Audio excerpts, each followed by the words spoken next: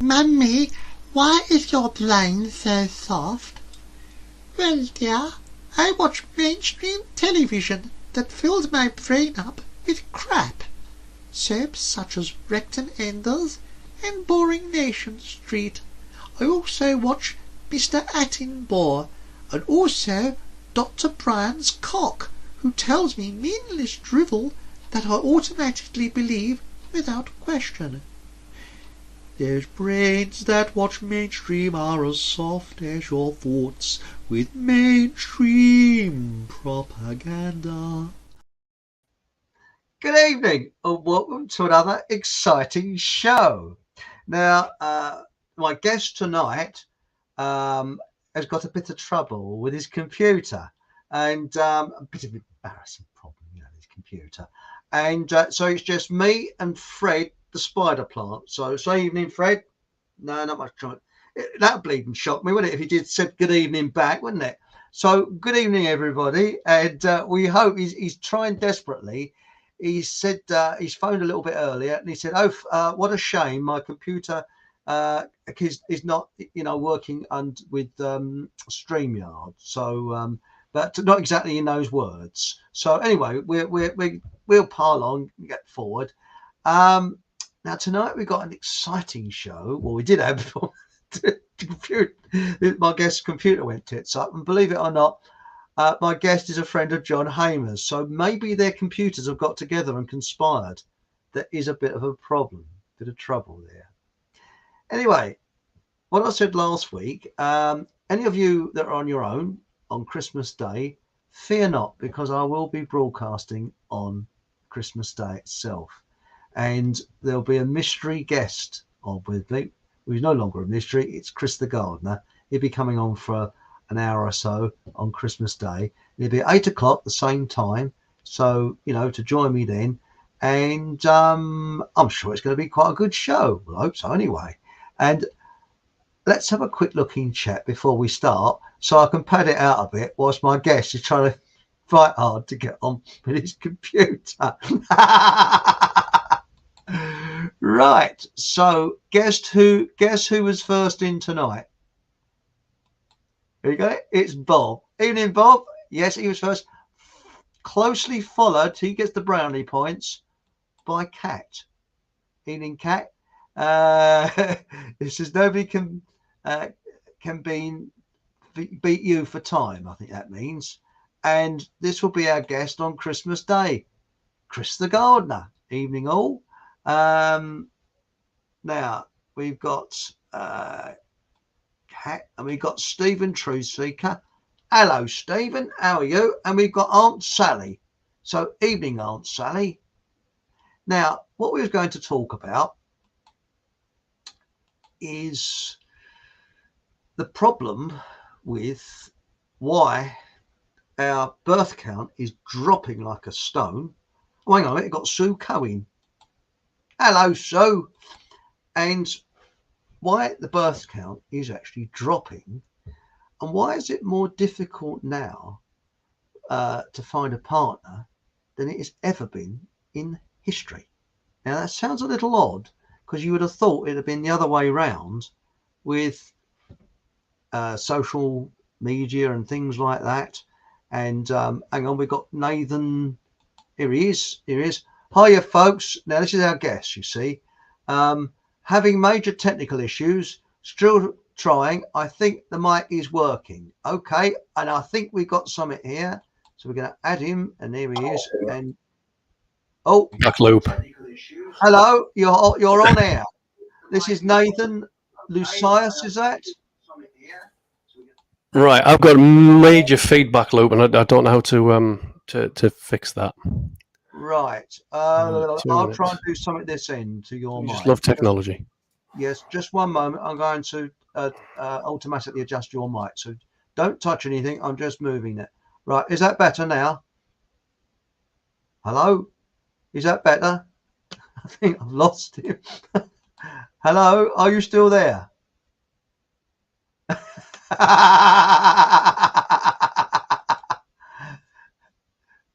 Can't unmute your guest because they chose to mute.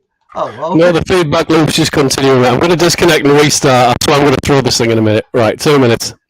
Okay, right. He's off again. Oh, wait. No, it's. I'm enjoying this. Yes, actually, what you do, there's a chant you can do. You get your fist and you pash out this rhythm on top of the computer. You say bloody thing, and it doesn't help the computer, but it certainly helps yourself. Anyway, I'll carry on. There's a reason why the birth count is going a bit strange. Now, for example, the huge cull of manpower in the First World War, there was, hang on, I think we got something now. Hello, can you hear me? I can hear you loud and clear. And have you got feedback? Or can you? No feedback. I've sorted the feedback loop, which is fantastic because that was weird and trippy. Still can't get the camera though. No, that's okay. That's okay. Right. But we got a StreamYard local. Oh, hang on a minute. I got something. Yeah. I got your armpit. Yeah. Oh, hang on. What else we got? Oh dear. Yeah, my camera's just falling to bits.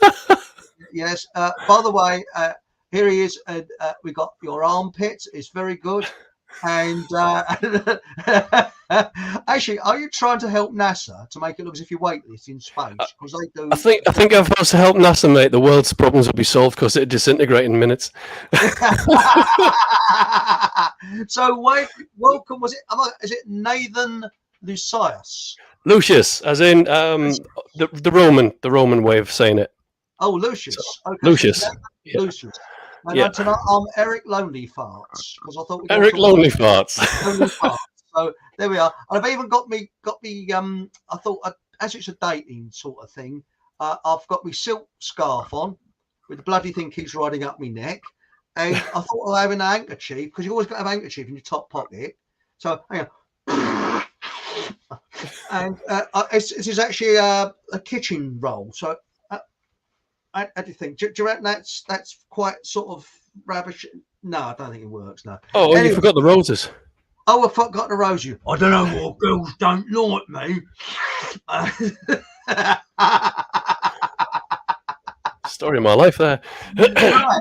So what I was saying is, in the First World War, there was a massive cull of the male population, and they didn't have silk scarves that rolled up their neck like I do, but that is one of the things that is the problems with broadcasting. But anyway, on with the story.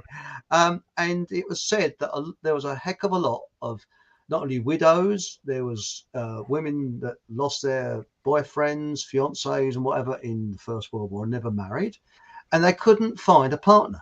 And that's why at dances there was always women dancing with women because there's a shortage of men. And after the Second World War, the shortage of manpower in what was then the Soviet Union was so acute that they had to have women doing men's jobs because there was such a shortage of men. And the number in this country has only been made up, I think, in 1999. The numbers are sort of equal. There's still more women than men, but we've sort of equalised slightly. Unless you go to Australia, where I think there's more men than women, but the Australians are a bit odd, so we won't talk about them. Apart from Stig in New Zealand, he's all right, so we're okay there. And anybody else in Australia that tunes into this show, they're all right. It's just the odd ones, Yes, how to ruin. I like the idea of there being more women than men. That sounds appealing. There's not many Sheilas out there, and. The dingoes start to look a bit attractive after a while, Well, have we devolved to that level of debauchery yet? It's a bit like someone chatted me up. Was it last week? Unfortunately, it was my neighbour's dog who likes to sniff my crutch when I. But that's about the only chatting up line I've ever had. But she does sort of. No, I don't like dogs. No, strictly human myself, I was going to say there's nothing wrong with. No, I'm not going to say that. I'll get you kicked off YouTube. Anyway, It was to do the female dogs. I won't go into that. But at least we got you online. Yeah, it only took half an hour to get my microphone to accept itself. And I've bust it. Watch this. Look at this. I've broken the lens on my camera. Look.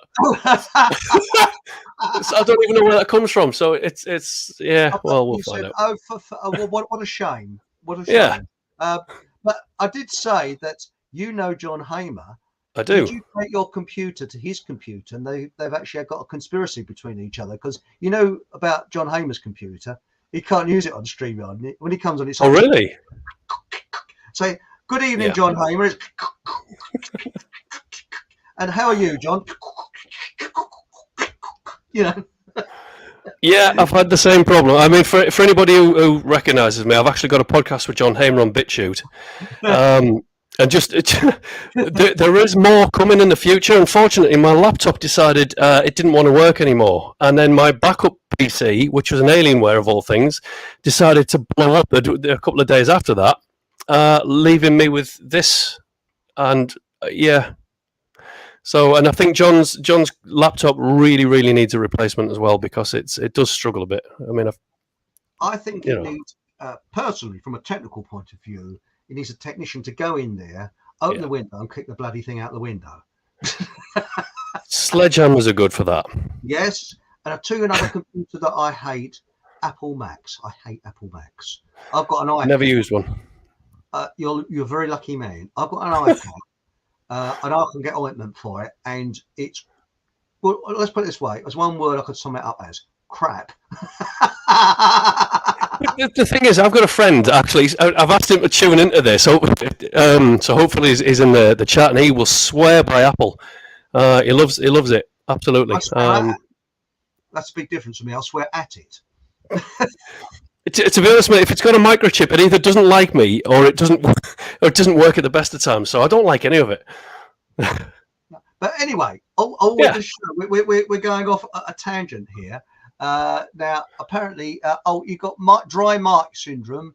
Turn it down. Is too much of a crackle. So we've got here. It says, is Nathan, I've pronounced the name right, eating the microphone? Well, I could do. Yeah. Doesn't look very tasty. I don't know. Is it too close? I mean, if I put it there, can you still hear me all right? It sounds as if you're down a coal mine at the moment. Hello, I'm there. Is that any better? I think that's a bit better. Yes, all right. Oh, how is that in chat? Is his microphone all right? Right, that's it. But right. So on with the show. What we were saying. Where's he gone now? I think his microphone's switched off. No, hopefully we're still here. There we go. Right, we're here. Now, first of all, stop getting the giggles. That's what I should stop there. And, what we're saying is, it's no laughing, man. I'll try and be serious now. Anyway, after the First World War, there's a huge shortage of men, which is quite nice, for us blokes. And then about that, I mean, if you think about it, there's a lot of reasons for that. People getting shot all over, and well, they played copy a lot, didn't they? In First World War, that's what Billy Connolly said. And the Second World War, a huge shortage of men in Soviet Union. That's why you got all these big muscly ladies all doing a bricklaying and things like that. Then you had the cull of not that many of men in Vietnam War and all the different wars afterwards. But the strange thing is during a war, did you know that more men are born than there are females? They do not know the reason why. Yeah, during times of conflict, there's ultimately more men being born. And in China, that the one child policy, they found out it didn't work, and now they've scrapped it. This overpopulation myth is a complete and utter myth, and it was devised by a Frenchman in the 18th century, and it's one of these things that it's a bit like believing Santa Claus coming down a chimney on Christmas. Some people believe it, and they tell other people, and they believe it, and so it goes on. Or the idea when the people with the those caps where they wear the visor around the back. You wear a baseball cap and they wear it back to front. Yeah. Well, someone somewhere thought, I think I'll wear it back to front, and everybody else copied. And this is the sort of thing. This overpopulation thing is to do with the people we can't talk about because it's YouTube, but people like Klaus Schwab and our jolly friend Tony Blair, who believe that there's too many people in the world. Well, big problem is in Europe, the population has been decreasing since 1920. And yes, decreasing dramatically. And it's not only the wars, it's a mystery why. And women are not having as many children. We need, I think it's 2.5 children to keep the I don't only get a 0.5, but still. Although looking at some of the people walking around my local town, I think you would find 0.5. And also, I mean, if you go to the pound shop near where I live, I think you've probably realised why the population is decreasing, because you get these big obese ladies walking around, not a pretty sight. Anyway, what I was going to say is we're only having, I think, 1.5, and if we carry on, we're facing extinction. There's not enough children being born to replace us. Seriously, that's a very serious problem. And in China, it's even more dramatic. They reckon that the population is, and the only place where the population is increasing is Africa and India, but it's slowing down. They're slowing down very quickly. Well, I mean, if you had to listen to certain political points of view, I mean, they would say that they're achieving their objective with that, right? So, say let's look at Agenda 2030. They would obviously say, "Oh, well, that's because we're doing things right and we've finally got control over it." You see, I'm one of these people that doesn't want to live in an overpopulated world. So I'd rather there be less people in the world anyway. But that's only because I don't like the overcrowded cities and over urbanization of nature spots and stuff like that. But it's interesting. Can you still hear me all right? I can still hear you. Yes, carry on. It's okay. Okay, so carry on, mate. Well, the thing is that I'm not against immigrants. I'm not against people from other countries. And my attitude, if a person wants to come here and soak up our culture and be part of our culture and become a useful person, and not here for economic reasons, but here because they love this culture, I haven't got a problem with that. I have a problem when they're here literally just for money and for political reasons, because politicians have let them in for an agenda. And it's not their fault, it's the political agenda. And this is the thing. What's happened is, if there hadn't been any immigration at all, our population would probably be about the same as it was in 1945, and probably a little less. And they show you these charts that we're being overpopulated. It is rubbish. It is slowing down. And the very strange thing is electricity tends to bring the population down. Where they, for example, in Africa, where they've introduced electricity, the population reduces, and the reason why is because you start to get a middle class, and the middle class have less children because they want the goodies like the freezers and the fridges and the nice cars. And when they have more children, they can't get the freezers and the fridges and the nice cars, so they have less children. And they found, for example, in Bangladesh. Now, in Bangladesh, the average woman in 1970 gave birth to 5 to 6 children. The population was absolutely going off the rails. They've introduced obviously they have had a very large contraceptive thing and that type of thing, but the industry has gone into Bangladesh. And now the average woman has 1.7 children. The population's just plummeted straight down.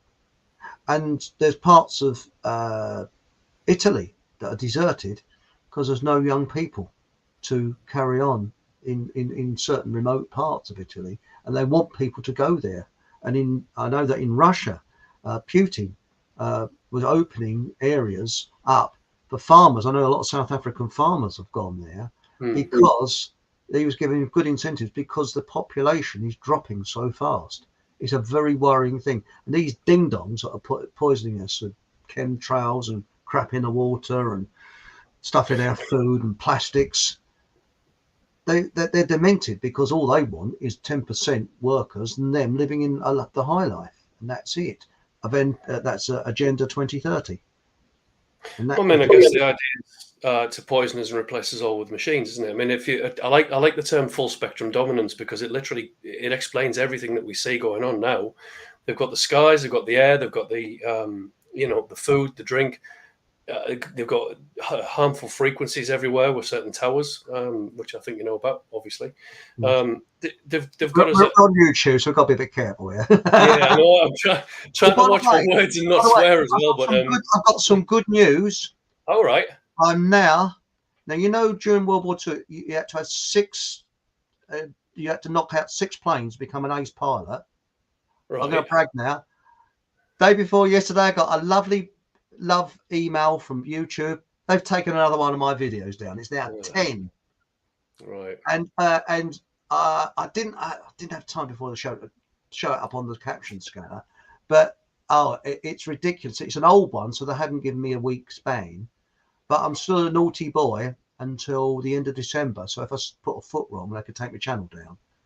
Because if I say sort of anything like tit or bum or something, they'll shut me up.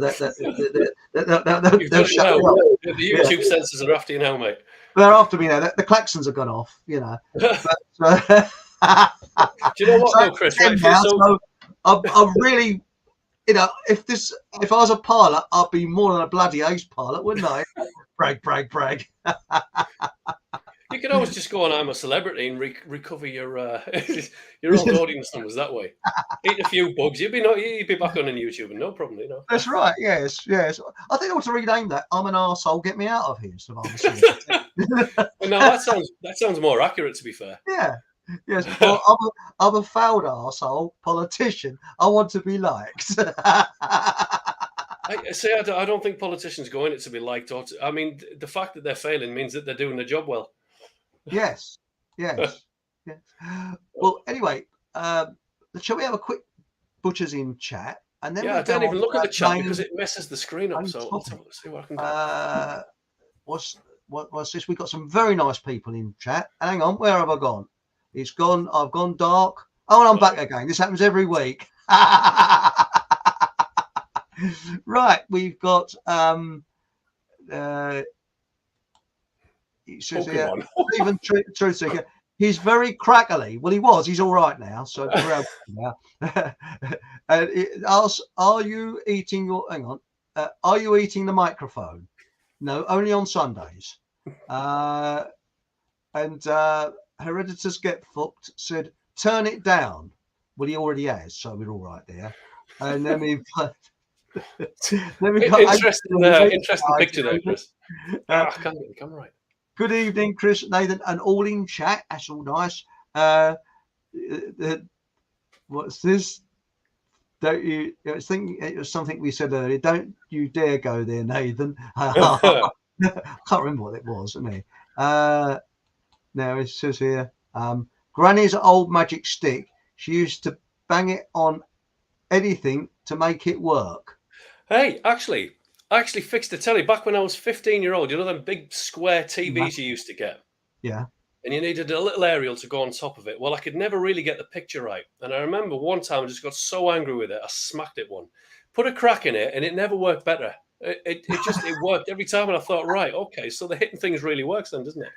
It does. Well, I remember we used to have a flickering black and white television because we were a bit poor. And my dad used to change the valves because he made his own television. That's my dad.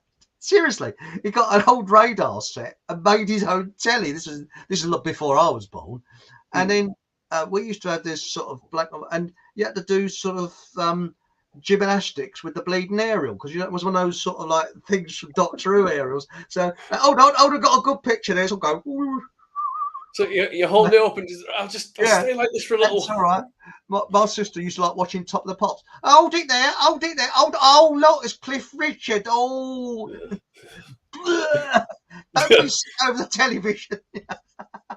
I've got a bucket. You know, if you're going to mention Cliff Richard again, I've got a bucket down here. I need a bucket. It's the puke bucket. That's not big enough for Cliff Richard. I think you need a dustbin. No, it's not, is it? No, I can't. Well, I don't get on with my sister. I can't stand Cliff Richard. Hi, there's all sort of. I'm squeaky clean. I'm so squeaky clean. Yeah. Yes. Well, that's your YouTube channel gone now. He's going to go on a personal vendetta. And that's Crystal Gardner. So that's better, Chris. And here we go. And then we go. Overpop is a huge myth. Overpopulation is a huge myth to promote scarcity and fear. I agree with you, Kat. I 100% agree with you. It's like oil. Now, did you know that oil is the second most abundant liquid on Earth? I didn't know that. Yes. And, well, I should think the third is puke when you talk about Cliff Richard. Sorry about going to that. But seriously, I reckon Cliff Richard's ears are really burning. I think it's that Eric Von Essex stuff. I'll be in court next week. Oh yeah, defamation of character. This is going real well. And we got here, Cat Ollie, toxins in food and air, and for those who took Pokemon. yes, I agree with you there. Yes, because I think you've got the idea of how we do the symbols here and things like that. We don't mention certain words, you see, because it sets the klaxons off at YouTube HQ. And Chris the Gardener says the Population Council have a lot to do with the overpopulation myth. Bill Dad was head of it for a time. And also, did you know that the NHS was the architect the chap who designed it, it was his brain, his name always miss his name. It's the Beveridge. William Beveridge was second in command of the Eugenesis Society, and first in command was conflict of interest. Sorry. Yes. No conflict of interest then. No conflict of interest there at all. So that's funny. And I'm hoping to do an exposure of that sort of thing on BitChute, but not on here for obvious reasons. And they're promoting infertility. Well, that's right. That's right. That's what they're doing now with these gender things, and and as Clint Eastwood allegedly said, if you've got a problem with gender, a swift kick in the balls will soon sort that one out. I'm definitely going to get banned now. Folks herded into cities to give the impression of overpopulation. You took the words out of my mouth, Kat. Yeah, spot on. They do, because I reckon there's parts of Africa now that are just deserted. There's nobody there. It's empty, apart from snakes and sort of animals that eat you. But that's apart from that, right? Wi-Fi and the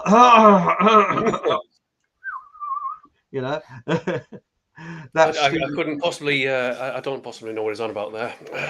No, we don't know what he's on about. No, not at all. I think it's 91 Divock, isn't it? Bit of backplay. Yeah. 91 Digs. Ancient Ruby, yes, and mainly the second one, and that's it. And Chris the Gun, 5 to be an ace, isn't it, Chris? No, actually, I believe it's 6, but I could be wrong. So if it is 5, that means I'm a double ace, which is not bad. Excuse me showing off, because as you know, I'm a professional bullshitter. Right. Well, actually, there's something you can brag about without bragging, isn't it? Because I'm a professional bullshitter, And my uncle used to say to someone's bullshit, he used to say, I'm a great bullshitter myself, but please continue. I love listening to an expert. Right. That impression is brilliant. Thank you very much. To take a bow. Thank you. Is this a chat among friends today, Chris? No, we're miserable bastards. Or is definitely miserable bastards. Be interviewed. Oh, okay then. I'm on the spot now. I'm on the spot. So right now we're going to talk about why is it that it's so difficult for. I mean, once upon a time, you noticed that in the 60s, all records were about love. How many are about it today? And you noticed all the films were eventually a bit like Barbara Cartland things. It was always, they meet their partner in the end. If you see, there was a film, what was it called now? Ice Cold and Ice. She meets her partner eventually in the end. They live happily ever after. Now it's not like that. And this is all to do, what I believe, is social engineering. Yeah. So over to you. What's your feelings about this? Okay, well, I mean, you've mentioned social engineering. I would say it works very well for them. One of the things, I don't know if anyone's familiar with Mark Passio, but one of the things he says is that basically you cannot corrupt the incorruptible, right? The human beings are malleable. Their minds are easy to control and take over. And all you've got to do is basically find the trigger points and work on them. And so they're using, obviously, the whole overpopulation thing to get started with certain agendas. Oh, gosh, I hate self-censoring. It's driving me nuts. But obviously, this is definitely going to get you kicked off. Now, I'm going to say feminism. Feminism is coming in and it's doing a massive amount of damage, not just to men, but to women as well, because what you've got is these allegedly empowered, strong, independent females. Well, what was wrong with, natural, feminine, beautiful females? I mean, as far as I'm concerned, male and female, they both have a job to do, and it's not the same job. In nature, it's clearly defined. You've got female and male, and they complement each other. They work together with each other, and the end result of that is procreation, which is an act of divinity. If you look at it from an esoteric viewpoint.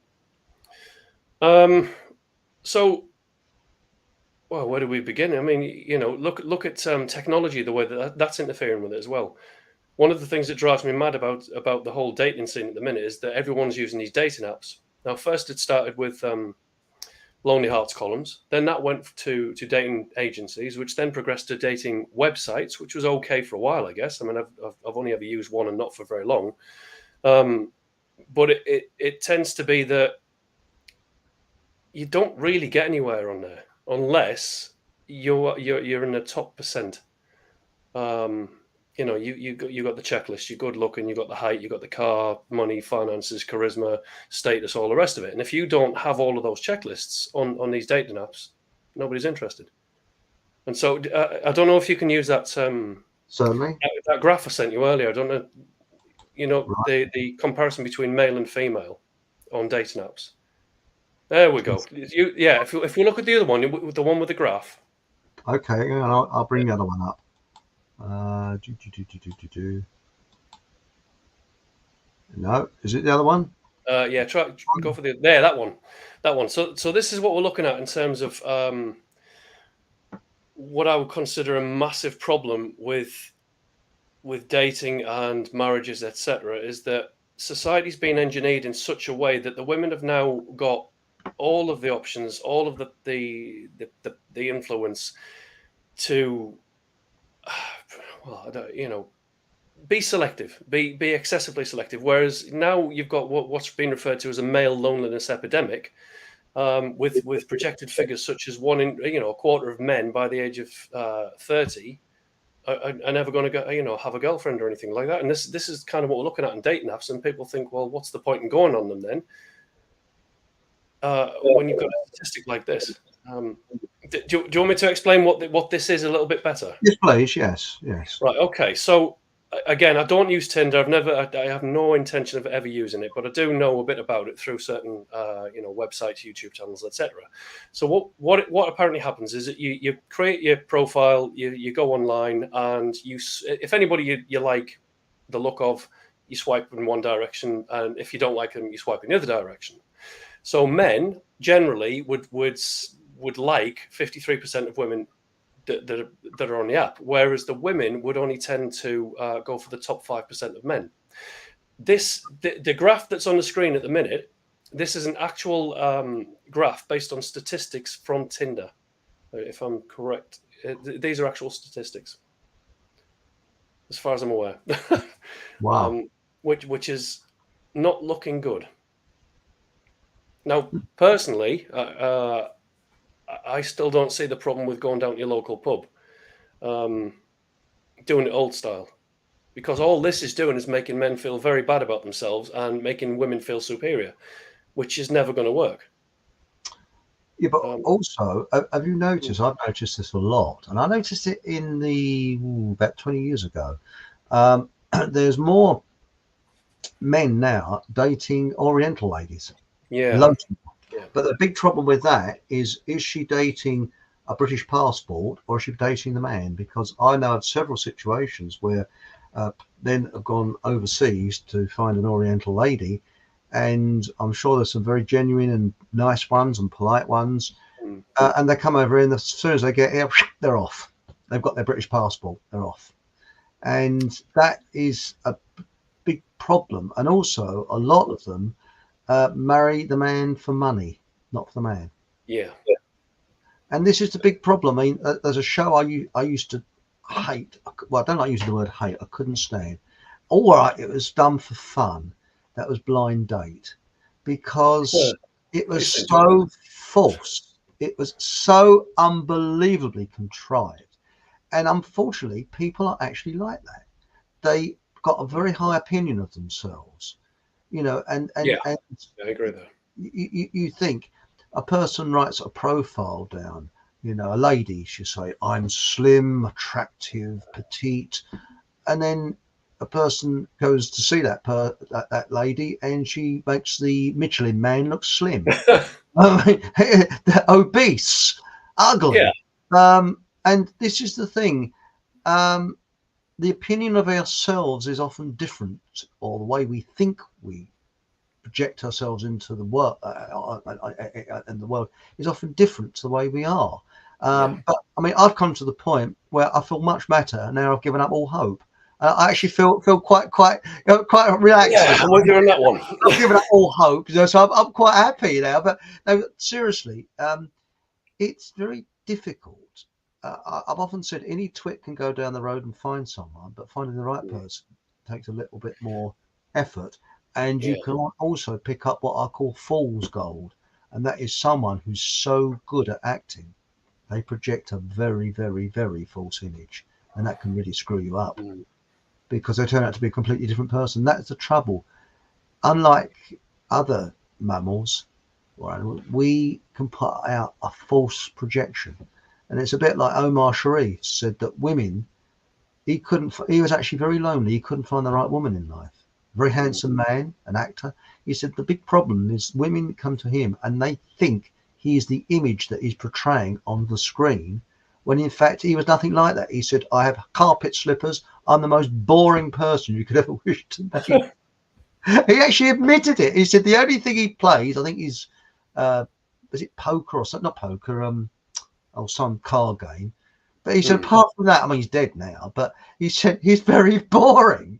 He actually is boring, you know. He said, "We're thinking of this suave character." No, you know, that's the thing. Off stage, it's like George Cull. George Cull was an actor. Well, I mean, that's their job, though, isn't it? I mean, they're actors, and therefore they're going to act. And but he was sort of very introvert off the set, and never went to the pub, didn't go to parties. Very sort of introvert type who kept himself to himself. And that is the thing. There's the old saying, though, isn't it? Sorry to interrupt there. There's the old saying that the good guys finish last. I would argue that the good guys don't even get started. You know, and it sounds to me that, well, I don't know what he was like in real life. You know, I couldn't possibly say anything. But generally, if he's describing himself as boring, I mean, is that the definition of a good guy? He's a bit boring. He's not exciting. He's not going out, you know, adventuring and. Yeah, I mean, I know that George Cull admitted he said his car broke down once. He went into a pub and they said, "Oh, we're going to live around here, Mr. Cull." He'd lived there for 20 years. He'd never been to the local pub. Didn't go to parties. He was very much an introvert. He liked his own home. A very very different to the George Cull, you know, that you saw on the screen. And the thing is, people think they have to be something else to attract someone. But the real answer is to be yourself. Full stop. Well, another interesting one for you is, you know, obviously this is having an impact on people's confidence, on their self-image, if you like. And somebody said to me earlier, if you don't find yourself attractive when you're looking at yourself in the mirror, you're simply just not your type. And I thought, I like that. That's a different way of looking at it. You're not your own type, so you see yourself as being unattractive. But we're always trying to compare ourselves to, in a lot of cases, unrealistic ideals. I mean, our genetics are our genetics, and you can only do, you're limited. There's certain improvements you can make, and certain ones you're stuck with. And unfortunately, if you're not blessed, then now, especially in 2023, you're going to have a difficult time with this. Well, I think you're right. I mean, the big problem is that with television, it seems very, very odd. I did like a survey some time ago, and when you look at the older generation, people say the First and Second World War generations, they met their partners either via family, who Uncle Bert knew someone whose mate had a lovely daughter. I mean, my granddad, for example, he married the girl next door.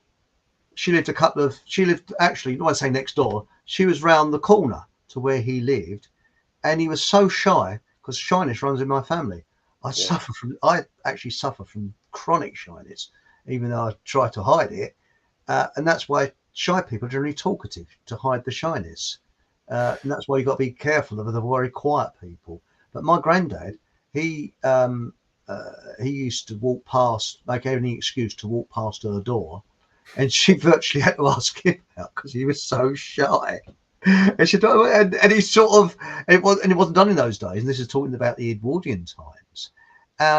And when you look at, I was talking to people. One bloke said, "Oh, he met his girl on the top of a bus." And another one, she used to work in a bread shop, and I used to like her donuts, Another man coming up anyway. I saw her bloomers, a bread I'm talking about. Oh yeah, sure. And all these different things, and this is how they met, because it was a more, I think we had our own little zones of cultures. But now it's more of an internet. We've got more choice, but less choice in another way, because you've got so much, and there's so much fakery going on, that it's very, very difficult. Like, for example, I think internet dating, you might as well get an old-fashioned telephone directory, close your eyes and go, and then phone that number. You've probably got more chances. Hello, you might get. You just don't know what's going to come on the other end, but. That's the thing, and I've actually found it's normally fate. I mean, when my father met my mother was absolute unbelievable. Things that happened that they met, that the odds were very much against them. But I think the odds are very much against. I think there's a lot of lonely ladies out there, and there's a lot of lonely men out there. Well, if you think about it, there's got to be a lot of lonely, lasses. This is going to catch up with everybody. If it continues like this, I mean, we're looking at something like the utopian mouse experiment. Only the alphas are likely to ever get a partner, and eventually we're going to be a society that turns on itself and then implodes, and birth rates are going to drop. But it is doing now, because there's more single people now than there's ever been. And how many people? I mean, when I was at school, divorce was rare. I mean, I know Queen Victoria was on the throne at that time, but divorce. There was I didn't know of any children whose parents. Yeah, I think there was a couple whose parents had divorced, but wasn't that many. Not until the 90s, right? I mean, as far as I can tell, it was kind of a taboo thing to be a single parent, and then, and now it's just, I mean, from where I am, I've got a good view over the local area, and I see a lot of single lasses, pushing pushchairs. That sounds horrible, but they don't seem to know how to keep a relationship. And of course, then the men, they get what they want, and they sod off and do it again. But we're dealing with a certain kind of characteristic there. It usually tends to be alpha men that are doing that, and then the women, of course, they will fall for the alphas every time. The alphas will do the job and I'm trying to choose my language very carefully. They'll screw over the ladies, and then the ladies will blame all men, and then they'll fall back into the trap of going straight for the next alpha that charms them, and we're going around in this endless cycle of well. Yeah, but also there's what I call when they talked about the permissive society in the late 60s, early 70s, and it was Lloyd Jenkins that brought it in, who spoke like this, you know, he couldn't pronounce his R's, and he was into this permissive society. And when you look at the politicians that make these strange alterations, they're the most perverted bunch of weirdos you could ever wish to meet. Their private life is like something that's scribbled on a lavatory wall, isn't it? Really, I mean, it's absolutely. Wouldn't surprise me if it was their numbers on the walls in the first place. Yeah, that's right. But when you think about it, shall we say, respect has gone, because the Victorian idea, you be respectable, and you treated a lady correctly. You treated. The woman would treat you with respect, and equally you would treat her with respect. But what has got me is everything now is out in the open. And I remember in the 1990s, these bloody, excuse my language, agony aunts. Hello, yes, can you tell me your perverted stories so I can get worked up? Sorry, so I could give advice, you know. And they really, I couldn't listen to them. I didn't want to listen to them. And I'm not going to tell you about the Alsatian story because I told it too many times. But shall I? Yeah. Well. Yeah. You've just started it. You might as well. I think you should. Well, I was in big car. I had a bad day at work, and it's like today, piddling with rain. I was driving along like this, and you know, about 8 o'clock at night, I was working late. You turn the dial of the radio around, and there's nothing to listen to, nothing at all. You know. And you know, it's like jazz that sounds like a seagull's being throttled. Anyway, I heard hello. It's John. Yes, it's okay. I have this a problem. Bleak knows this. John's still driving along. I have a relationship problem. So I always speak like that, don't I? And I said, yes. I've had, now it's not what the person said. It's the advice that she gave. That's what got me. Excuse me. He said, I've had a relationship. Yes. Yeah, don't worry. With an Alsatian. I went, what? And she said, that's perfectly okay. It's natural if you've been brought up with farm animals. And you know, I almost went into the back of a bus that was in front of me. Almost. I went, ah! And I thought, I was going a bit funny. I thought, no, I didn't hear it. Until I went to work next day, and I worked with a load of Australians. I was actually in Britain, and they said, "Hi, Bryce, do you hear that Pom last night? Having an Alsatian." And I thought, I'm not going bonkers. But this is the thing: we've got these pervy sort of things, these so-called advisors and so-called looking into private lives. There's years ago, a person had a problem, they go and have a word with their auntie or their uncle or someone in the family, they go to the wise person who would give them advice from, they'd know that person. How can someone give advice from and I'm positive that person that phoned in was probably an engineer who they sit back and they do it to spice the show up. I'm positive it was, because who on earth would phone up with that sort of thing? And I'm sure they did it because, and people displaying their private lives with no sense of self-respect whatsoever. They've allowed debauchery, they've allowed everything. And I used to say, I'm not prudish. Wrong. I am a bit prudish, actually. I don't want to see. Pretty sure you've got standards. Standards, yeah. I don't want to see all this stuff. I mean, to me, there's a time and place for everything. And I don't want to see sort of women acting tarty. I want to see a woman with respect. And I think, you know, that's it. I mean, when you look at people like, the old start, Sophia Loren. She's not exactly the most attractive woman, but she had I never found her attractive, but obviously, yeah. But I see the appeal, but not personally, not for me. But yeah, and It's that American woman that came over and married Prince Rainier of Monaco. Princess Grace, her name was. I'm not familiar Grace with Kelly. Was it Grace Kelly? Grace. No. No, no, hang on, it was a bloke, wasn't it? There's a song called Grace Kelly. Yeah, but anyway, she had this sort of, all right, Diana. Look at Diana. Now, whether you like her or didn't like her, No, she had yeah, she was pretty, but she had this kind of, don't know what it was, this class about her. An air of elegance and class, and there's something about it. She was a lady. Yeah. Treated as a lady. No real airs and graces as such, but she oozed that respect.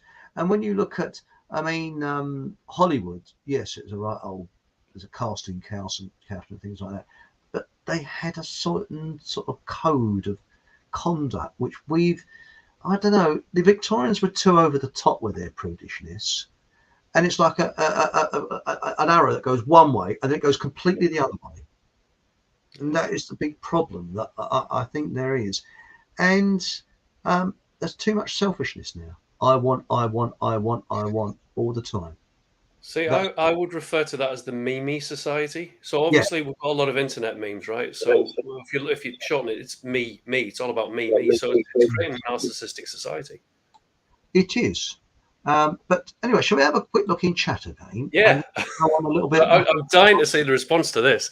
Right. Now, what I'm trying to do is work backwards. So I put the latest, say the latest one, and then go back in time because I did it the other way round. See, so now where are we? The Permissive, this is Cat Holly. The Permissive Society was all engineered with flower power, free love, and the flowers in her hair. Laugh out loud. Yes, because did you know the hippie movement was the brainchild of the CIA? Yeah. Peace and love. And the CIA, it was backed by the KGB, who had infiltrated in America because the Vietnam War was going on. So what's the best way of stopping people fighting and bringing it to an end? Doing it by ideological subversion. Although I'm glad it did come to an end. And in a way, I did like the hippie movement and all that. I thought it was quite nice, actually. Although sorry to interrupt again. Compared to what we've got now, though, it seems quite blissful, doesn't it? Innocent and blissful. I mean, I look at the society we have now, where it's cold and narcissistic and selfishness and greedy and all of these things. Yeah, actually, give us a bit of put the drugs out, give us a little bit of flower power. Well, I missed it because I was a little top, so I was a bit young for the flower power, it will be the online porn also. That's a category. Massive. That's a massive influence. So I'm getting a bit of feedback again. 2 seconds. Well, the big problem, you see, I tried my granddad's pornograph and I couldn't see anything in it. I just heard some old bloke singing. I think, do you reckon they need to sharpen the needle a bit, But I think it worked. Sat there, I don't know, what is it about porn? I don't know. Do you reckon I should need a new pornograph? I just don't know what it is, you see. Oh my God. I'm very innocent like that. I'm sure. I believe you.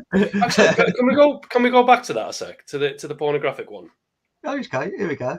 Yeah, so this is obviously another big issue that I've got. Right, I'm not going to lie and say that I don't watch porn. Yeah, I've got needs too, right? But God, you're definitely getting kicked off YouTube now. What I mean is that when it used to be paid content, and it was difficult to everyone knew where to look. You just couldn't access it, as far as I was concerned. But the fact that they've made it freely available is very telling. So we're not allowed to talk about certain subjects on the internet. We're not allowed to say certain things in public or at work, but it's okay to access a massive library of free content. It's debasing society, and what it's then doing is it's hooking people, and usually men, let's be honest, into this mindset of, well, okay, if I can't get a woman, I'll fall back on that, and then your brain starts to look for stranger and weirder stuff, more kinks, if you like, which then sends you down a spiral of doom. Thankfully, I haven't gone down that spiral, so but others have, and there's another epidemic. So why is that free when censorship, when you can't even say things? It's a massive problem.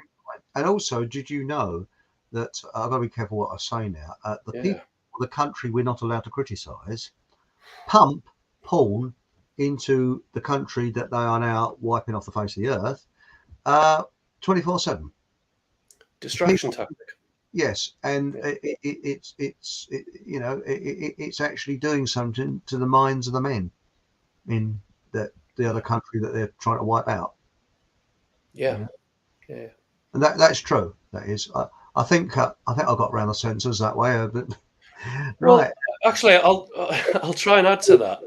During the Soviet period, especially after the Second World War, again, pornographic material was widely distributed, and the idea of that was to get it's a debasement. It alters your brain chemistry as well, and so while people are distracted with pornographic material, the atrocities are committed in the background.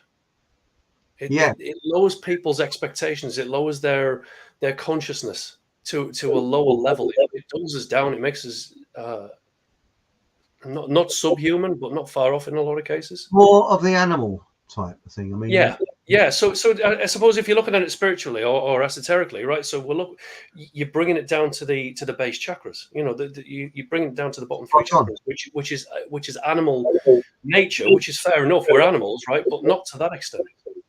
Well, that's right. That's right. It's a bit like a young girl that was late for school, and the teacher said, "Excuse me, Annie, why are you late for school?" She said, "Well, I had to take ball to Kell." She said, "Couldn't your father do it?" She said, "No, it has to be a ball." Anyway, sorry, it's a terrible joke, isn't it? No comment. Right, Aunt Sally. I'll tell you what. I'd love to see John Hamer's face with a joke like he'd love it. He'd love it. Yes, imagine being 60 and imagining that a 26-year-old wants you for your physique. I get it all the time. I have to push them away. It's the old Tommy Duker joke, isn't it? And these naked ladies keep running towards me. I keep pushing them away. The doctor says, "What do you want me to do?" He says, "Break my arms." So, but no, I think now we got here. Of course, I've seen it in my own eyes on the beaches of the Caribbean. Young 26-year-olds outrageously flirting with gullible old bags, ladies, I think, who are so vain they fall for it. Yes, because they're lonely. Okay. They're so lonely. Because when you think about it, years ago, loneliness was less so. Before the television, there was less people lonely because they would be more of a community. You'd have bigger families. You had the family unit. I mean, I remember when I was a kid, my uncles and aunties would all pop round, and it was very nice. It was very family, and people would go down the pub or places where they would meet. It was less.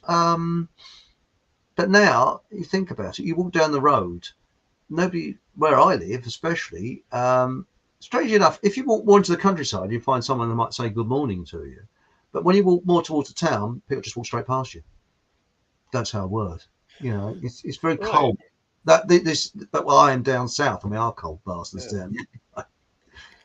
I'm going to contrast that, because where we are, I mean, it's we're not in the town centre, but it's still quite urban where I am, and there is still a lot of I mean, if you say hi to people or good morning, generally, actually, you get a good response, even from younger people, even from thuggish looking people. You'll get a nod even, so it's an interesting contrast when you're saying that you don't have that there, but we kind of do here. So, but I'm up north, so what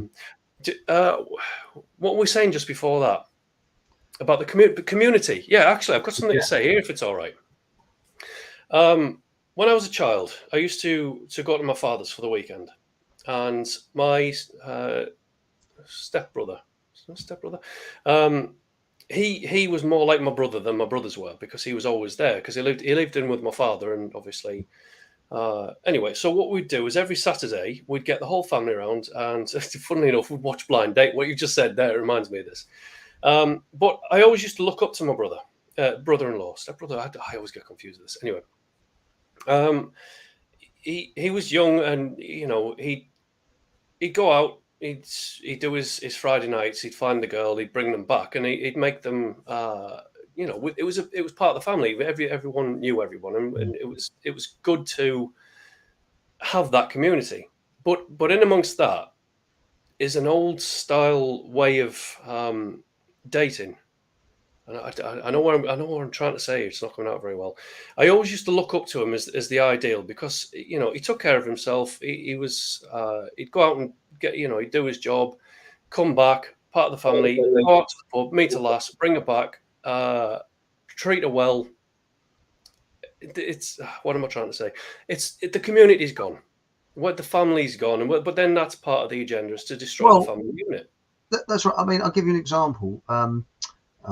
I have a cousin who's English, but he lived in Greece, and he said that when he first went there, the police didn't have much of a job to do, because if a girl got raped, a bloke would be found floating down the river next day. They'd know who it was. Right. And he said there was law and order. People were frightened of going against their families. And it wasn't like the mafia or anything like that, but people were well behaved and they had self-respect. And as I say, if they're odd, which was possibly very, very rare, but the families would keep law and order into themselves, so the police didn't get involved. And it was a sort of a world, and this was because he moved there in sort of 50s, 60s. That was what happened.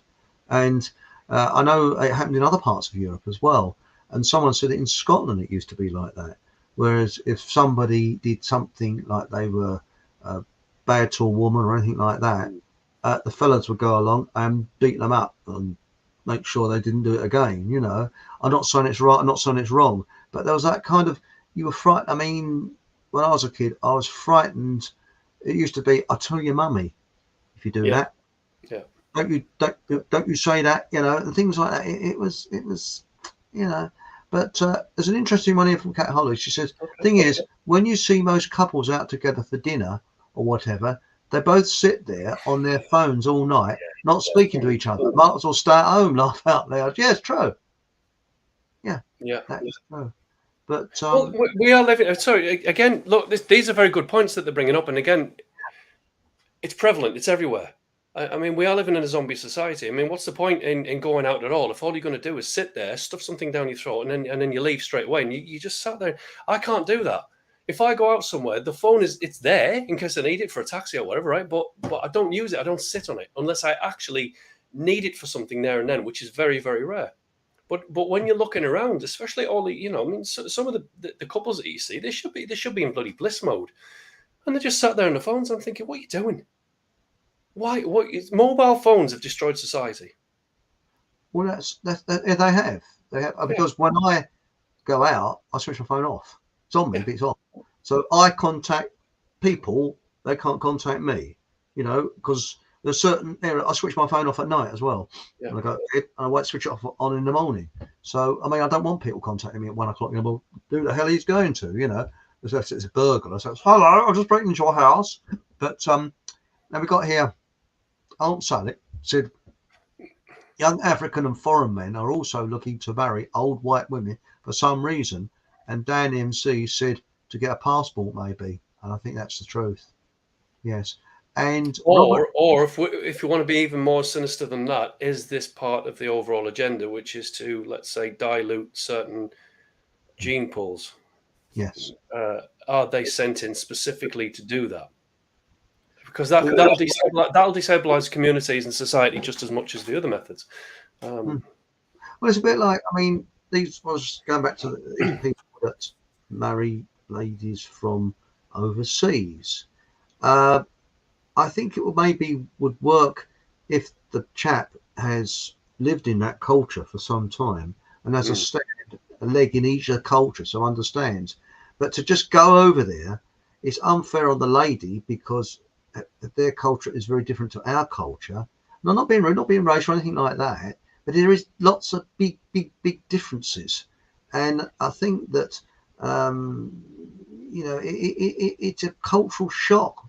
The weather alone is enough to give anybody a shock. But, this is the thing. And I mean, I work with quite a few chaps who had actually given up in this country and had married Oriental ladies. And I mean, there's one chap, he was 56 and his wife was 25, and she was from Singapore. Very devoted, though. Yeah. They seemed to be ideal for each other. And he said to me, I mean, he had a son when he was 50, and he said, "I'm sorry, so I'm just too bloody exhausted." He said because, and he said when I was 25, he said I might have stood a sort of a wet nappy slapped in your lap, but he said now, he said, "Oh no," he said, but it's one of these things. We're all different. That's the thing. Yeah. And I think society tries to stereotype us all the time. What irritates me is when they try and these so-called media people, celebrities, when they tell you the most intimate things about their relationships. I couldn't give a shit. I really couldn't care less.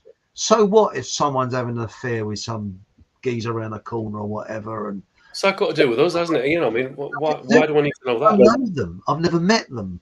Yeah. And I don't really want to meet them. So what? I mean, they are people in the glamour industry. They're there to entertain. Let them entertain, then they sod off, Yeah. But Robert Dorr. Hello, Robert. Hey, very hard-working man. Works very late at night. That's why you ain't seen him this recently. Beware the love bombers. Omar Sharif's game was backgammon. He was world-class by all accounts. And Kat Holly has said expert bridge player too, Robert. So there you go. Now, this is a good one. People forget how to think or act nowadays, in my opinion. It is about money with anyone. They are not worth it. Doesn't help loneliness. But what is one missing? Well, the thing is that this is the thing. I've seen these relationships where they marry for money. Never works. Because when the money runs out, they're off on someone else. They're marrying an image. And I think that can sometimes be a case of going to meet an Oriental girl because they're very poor in those countries. And they think they're going to come to a land of milk and honey, which it isn't. A bit like the GI brides during World War II. Lots of women saw these Americans in their beautiful uniforms, gabardine, and they married, went to the States. It turns out the bloke was from a poor coal mining community or somewhere else. And they got an absolute shock of their lives. And the divorce rate went through the roof. But there's the other reason for the divorce rate going through the roof was because they conscripted single women up to the age of 30, and women married elderly men for a convenience to get them out of compulsory going in the forces to avoid going in the army. So, and that's why the divorce rate, when they in 1945, when they stopped conscripting women, that's why the divorce rate, one of the reasons why it went through the roof, is because these women that had a marriage convenience, because if you had married, you didn't get conscripted. So they married, so you had girls of 16 marrying blokes of about 60 odd and 70 odd. Doesn't that scream of social engineering? Just what you've said there. I mean, it's got all the hallmarks of being organised, planned, and playing out exactly as somebody higher up wants it all to happen. Well, that's right. Sorry, I said 16. No, I think it was 18 or 20 that got conscripted. So you'd have girls about 17 or 18 marrying very old men. Well, I think, and I won't say which one, I think my auntie may have done it because she divorced after the war. I think she probably did get out going in the army. So, and you can't blame them. If I was a female of that age, I think I'd probably think of it myself, You can't blame them for doing that because, most women didn't want to go in the army. So that's it. No, I mean, to be fair, I mean, who would want to go and get shot? Oh no, they didn't put women in the front line, but they had a supporting role. I mean, one of my aunties was in the Pay Corps, but they had, I think they had Wrens, which were the Navy, but I'm not sure whether they went to sea or not. I don't think they went to sea. And then they had RAF women, but they did duties like some of them were mechanics on aircraft, and they had duties sort of like that. They filled the roles that men would have filled, say, doing mechanical. Yeah. And I know that a lot of women they repaired army trucks and things like that, and they were in supplies, logistics, getting the food to the front and things like that. They did clerical roles and things that men used to do, but women could take over and do. And that's what probably led to this kind of, I wouldn't say women's liberation type of thing, because they weren't liberated, because it's the opposite to what. Well, do they really feel free at the minute? I mean, there's a lot of people that say, no, they're strong and independent, but are they? You know, because we've got a society that doesn't seem to know what logic is anymore, what rationality is, and decency and integrity, and all these things have now gone way off the radar. Off for what? But also, people are trying to make themselves look ugly. Now, have you noticed that there's this new thing that I keep pushing, where women have this whatever it is, pumped in lips. Sorry? Yeah, to make them look like a baboon's arse. So they're walking around with a baboon's arse on their face. Excuse my language, but it's about the way of describing it. It's not pretty. Look at Dolly Parton. Now, Dolly Parton was an attractive young lady when she first started out, and you see pictures of her in the 60s. Now look at her. She looks like a freak show with these. In fact, when she walks along, she looks like two barrage balloons or two zeppelins coming out of her. You mean, you've got these unfeasibly looking figure. I mean, it's just false all the way through. To me, it makes me feel sick. I mean, I've seen these women walking around on the beach with their sort of boobs out the front like this, and walking around, and I thought that's not natural, is Barbie it? dolls. Barbie dolls. Yeah. You know, that is, and there's men having these sort of implants and plastic this and plastic that. I mean, why? It doesn't make sense. Actually, it really doesn't make sense, does it? Because I've spoken to a lot of people about this, right? So there's two things that women are falling into at the minute, which is what I call duck lips, which is where they're getting their lips filled and they just look. It looks horrible. A lot of women. I genuinely don't know any single man that I've spoken to ever that likes this. No, I don't. We find it hideous. It's a weird kind of body dysmorphia. You're mutilating yourself. We don't find it attractive, genuinely. And then the other one that goes with the duck lips is these bloody eyelashes that come out here. Yeah.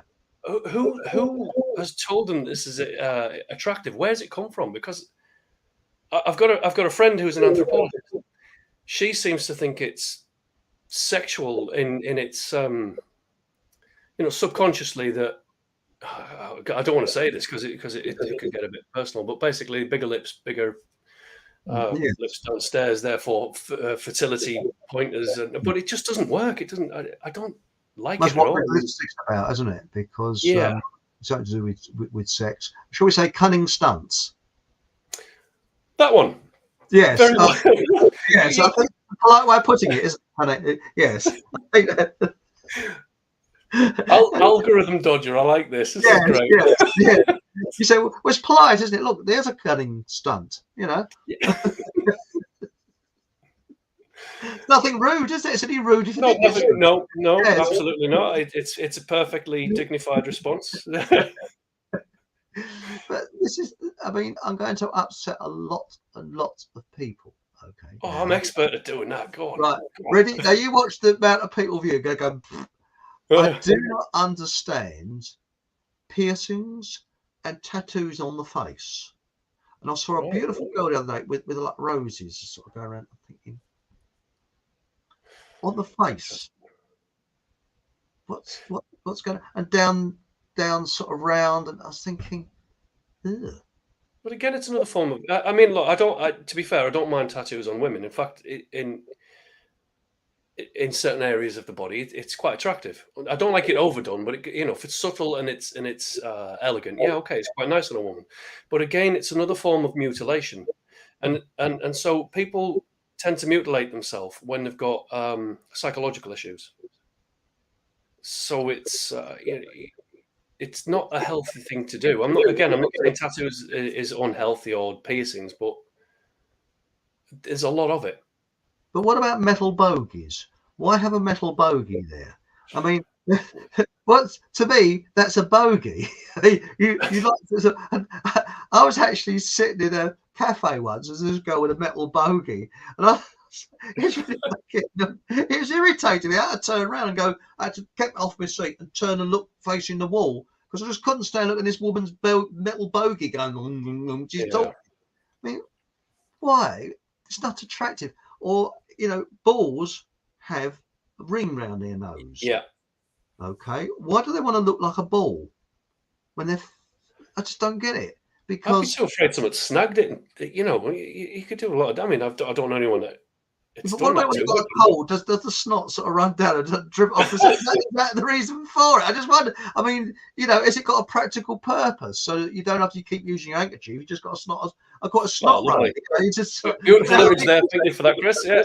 Yeah. I mean, just put everybody off their tea, but maybe that's a practical reason. I've lost something in life. I don't know, but I actually think it is part of the social engineering to wear us down, to make us more of the animal instinct type of thing. Yeah.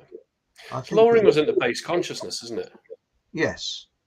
It's strange, really. I mean, I always think if it was made, shall we say, fashionable to put a bone through a chicken bone through your nose. The women walk around with bleeding chicken bone through their nose. Hello, got chicken.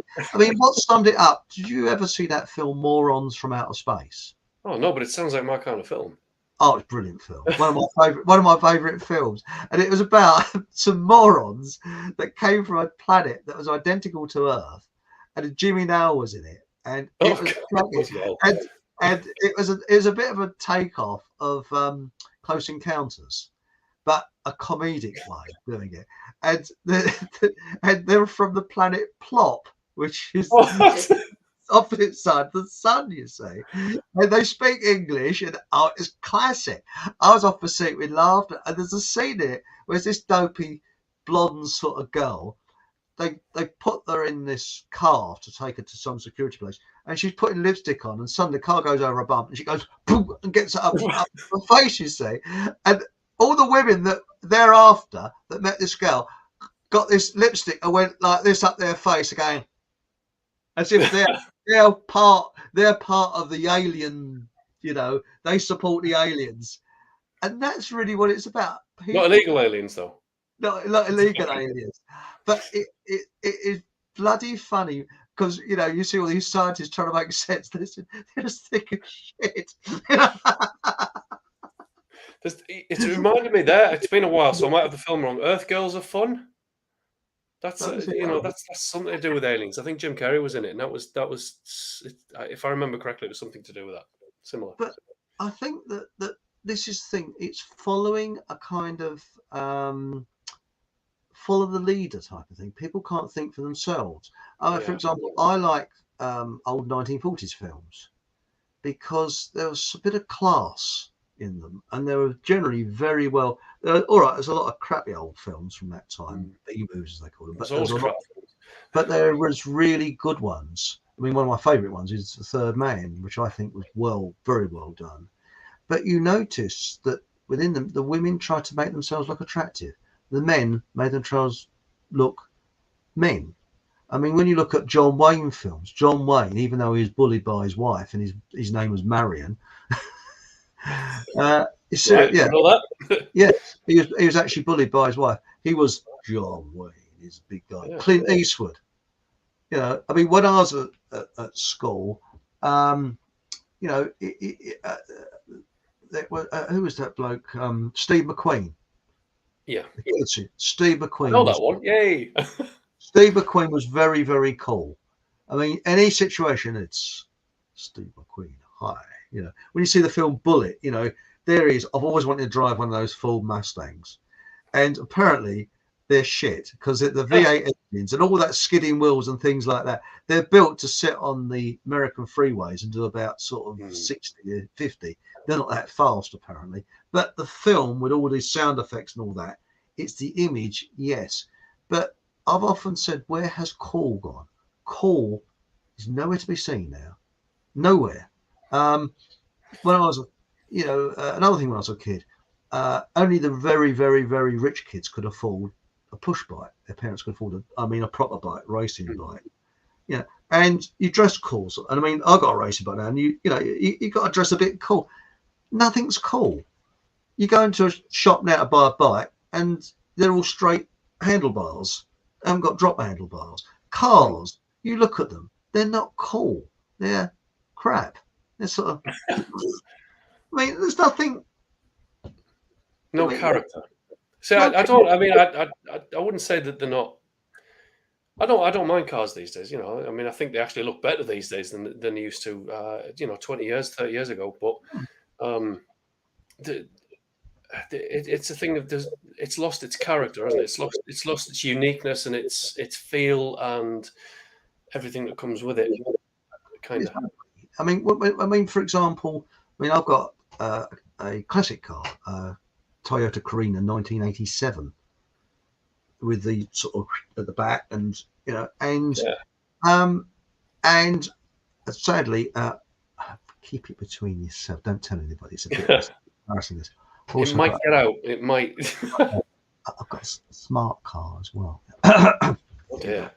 But I'm going now. Yeah, that's right. People ask whether I've had a history of mental illness when I tell them I've got a smart car. Oh dear, does it run through your family? You know, but no. But when you get out of the smart car and get into the Carina, it's like driving an aircraft carrier because you keep misjudging sizes. But it's to me, it had character to it. Now things are characterless. You can't tell the difference between a Ford and a Vauxhall or General. They're all very similar. And electric cars are what gets me. To me, they're milk floats. Sorry, pretty much. Yeah. Well, milk floats that blow up. I mean, I can't remember any milk floats blowing up back in the day, but they were very slow anyway. So. Well, that's right. And but to spend what is it? Just over 40 minutes to charge your car? Give us a break. Come on. Yeah. They charge a fortune to get your car charged. Oh, and if it's wet and raining and it's cold, that's going to have your batteries, isn't it? So you're sitting there frozen up your backside. Oh, better not put windscreen wipers on. I've got to save power. But that's the whole idea, though. It's to pull people off driving, and it's to make it an inconvenience, isn't it? Well, it is. It is an inconvenience there. That's it. But the thing is, I think that they are. Did you know? I don't want to go into specific details, but since 1960, the sperm count has dropped. I think it's 75%. It's a phenomenal percentage, and that should be headline news. And this Actually, is why it was about now, if I remember correctly, about 15 years ago. This was kind of a big thing in the UK media about sperm counts dropping. Which then kind of led people to look at BPA and plastics and other, let's say, gender-bending chemicals that are counting towards that. But then it's all gone quiet again. I suspect because too many people might have been starting to investigate the reasons why. I mean, I can't remember why they were saying it. It's probably they're putting it down to climate change or something like that. But which I won't go into because I don't need to. But I know what you mean. They'll put it down to anything. But when you look, for example, I don't like putting water in plastic. Now, I've got a water filter, zero water filter. Yeah. That goes into plastic. You can't help it. It's actually in plastic. What that plastic's giving off, I do not know. But my attitude is probably the plastic. The chemicals that the plastic's giving off are far better than the chemicals that they're putting in the water, because they reckon that in London water. I'm in the home counties, in the suburbs, but the water here, it tastes if it's been passed by the local council. Foul. I don't know what it's like where you are, but it's bloody awful. To be honest with you, we've got it's not a water filter. It strips everything out of it. It's a big machine. A Berkey? No. I can't remember that. I know the one. Electric, isn't it? Yeah. It does use a lot of electric, but you know what? I can't remember the last time I tried tap water. I don't want to drink it, and every time I have tried it. If I've been somewhere that don't have bottled water or filtered water or anything like that, I always find that I get cold-like symptoms. And a sore throat, especially, and it's always to do with the tap water. Well, I'll give you an example. I've got a water tester, And now I've got to do this from memory. It's where I live. It's about, because it varies. It's about 340 parts per million. And people say, what are those parts per million? I'd like to know, because I don't know. And I think the maximum is 360. This is 340, so it's very close. And a zero water filter lasts 3 weeks. That's how polluted it is. But what I do, I found a way around it, because I've got an additional Brita filter, and I pour the water into a glass jug and leave it overnight. And I can actually now make a zero water filter last 5 to 6 weeks because I do that. Because apparently if you pour water into a glass jug and leave it overnight, the nasty chemicals will actually evaporate out. Most of them will. Right. So that's because apparently tropical fish keepers have to do that. Yeah. Well, I had a friend who told me this actually. This is it? I can't remember what he said it is. I think, isn't it methylene blue? It's got something to do with that. I don't know. Purified water. Because I know that they put or say bleach, but the same sort of thing as bleach in water to actually. And I've actually tasted the chlorine in the water. I've smelt it as it comes out the tap. It stinks, especially in the summer months. If you fill the paddling pool up or something like that, it absolutely honks. And have you ever? There was a case. I think it was in the 80s or 90s in Cornwall where somebody had done something in the water company where they pressed the wrong levers or something, and they polluted the water with too much fluoride, and loads of people were because fluoride is a poison, and loads of people came down ill because of that problem with the water. So it just goes to prove, all these chemicals and things. But before we go any further, we're talking about sperm. I better not mention the sperm bank joke because it's a bit filthy. So, but just between you and I, if everybody else could switch off, please. Can you all put your fingers in your ears? Go blah, blah, blah, blah, blah, blah, and I'll tell you when it's big queue of blokes. But keep it to yourself. Big queue of blokes outside a sperm bank. You see, and there's a woman standing there, and there's a bloke coming along with a clipboard. He said, "Hang on." He said, "What are you doing?" And she went, "Sorry, it's terrible." Such a terrible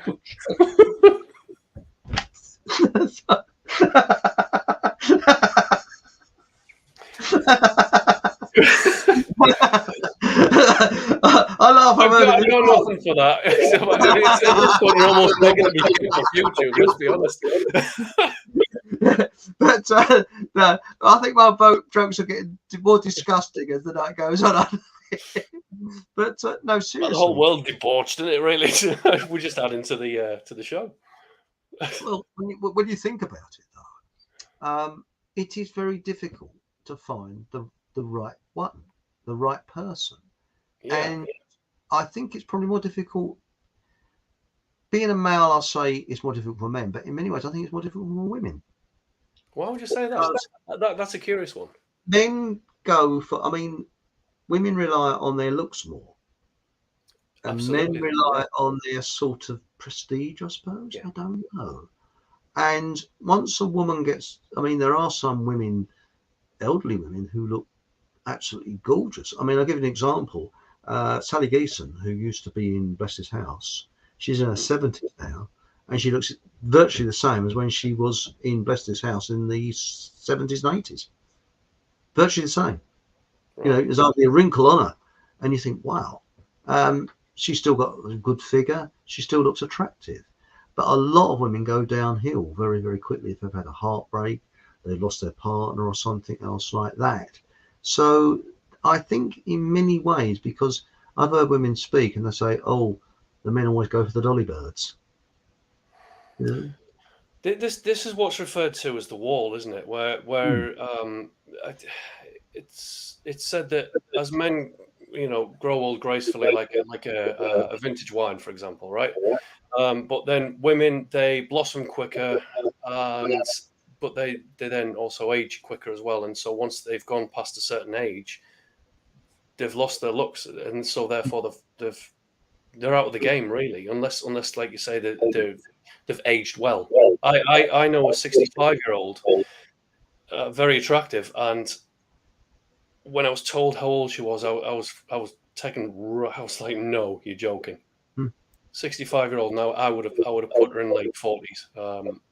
You know, so and I've seen it. I know it can happen, but yeah, I suppose from a certain point it can be difficult for women. But even then, I still don't think it's as difficult even for women in their 60s, 70s to get a man as it is for a man to get a woman. I certainly understand that men go for younger women. I mean, yeah, I do too. It's why not? But then again, I don't put a set strict parameter on it. You know, if I find someone attractive, then that's, as far as I'm concerned, as long as they've got a nice personality to go with it. And also, I think they say love is blind. It's true. It is. Because if you meet somebody, you think, oh, they're a nice person. There's often little giveaways that are wise, because I think we've all got a wise owl on our shoulder. Gut feeling. Mine's defective, it's flown off. Yeah, well, that's right. I mean, with gut feeling, they say, was it gut feeling is your guardian angel? Perhaps it is. But often I've gone against my gut feeling, and 9 times out of 10, when I've gone against my gut feeling's been right. Most of the time, my gut feeling. And you'll find that with yourself, your gut feeling will be right. And, you know... Yeah, but you don't want to admit it at the time. It's like, oh, yeah, well, I'll just try it anyway. And then, but you're like, yeah, you do. You end up regretting it. Yeah, this is the thing. But I always believe that failure in anything is one more qualification in the University of Life. So it's not your failure, because when you think about it, most of these people that get to the top of anything they do were crap at the beginning, and they just failed until they got things right. For example, Mozart was probably crap at music when he was 3, you know, or 2. I mean, they'd say, "Oh, bloody hell, he's crap at music, isn't he?" Yeah, but he's only about 1 or 2. You know, I mean, that's it. You know, this is the thing. In any work that you do, when you first start, you're crap at it until you learn the wrinkles and learn all the, you know. And I think, but there's no, shall we say, guidance. There's nothing that tells you how to find the right person in life and where do you go. And as I've said, it is harder now than it's ever been, even though we've this worldwide web, because there's so many people that lie, so many cheats, so much people believing something that they're not. It's awful. It really is. And I don't know what the answer is. I really don't. You know, I mean, when we lived in smaller societies, I mean, for example, apparently they reckon the invention of the bicycle, when the bicycle was invented, the amount of village idiots went down. And the reason why, people right. Further afield to find their mate. And because there's less village idiots, because most people would be born in a village, they grew up in that village, and they didn't move further than 5 miles outside the village, and they met the girl down the road. Look at my granddad. He met the girl that lived around the corner. Didn't have to go very far. She was there. And normally the woman's always 3 to 5 years younger than the fella. So really, when you think about that, we now have got this world village. You know, you can anybody anywhere in the world. I mean, for example, I've spoken to people in Australia, not dating, but you know, as friends and that. And you know, I'm sitting, and that's something that previous generations never had.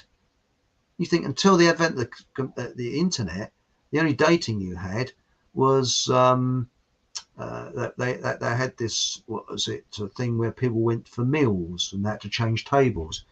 Well, they speed dating. Yes, and a friend of mine that went on that, I won't mention who, said it's a glorified noggin shop. he was absolutely disgusted with it. He said it's awful. He said it's a way of losing lots of pounds, not in weight, in money. Well, what do you have? I'll have a lovely white wine, please. Oh, and how about I'll have the most expensive one on the menu, please. You know, and all that sort of stuff. And they always went to the most poshest of restaurants. And this is another thing, the gold diggers. I can sense a ponce and a gold digger from about 20 paces. I don't want that. I don't want the gold diggers, you know, and all sort of, oh, look, all money. they're madly in love with your bank balance. Well, another way of looking at it is they're in love with the lifestyle, not the person. Correct. They enjoy going out and having all the perks, and that kind of justifies being with that person. Which is, but I don't understand how that works. I mean, surely if you're going to spend your life with somebody, you want happiness as opposed to all of the ticky boxes, if you like. Well, that's right. I mean, my parents were devoted, and most of my aunts and uncles were devoted to each other. Maybe in your family, there, you had people that were just devoted to each other, but they were a different generation, had different aspirations to what we have now.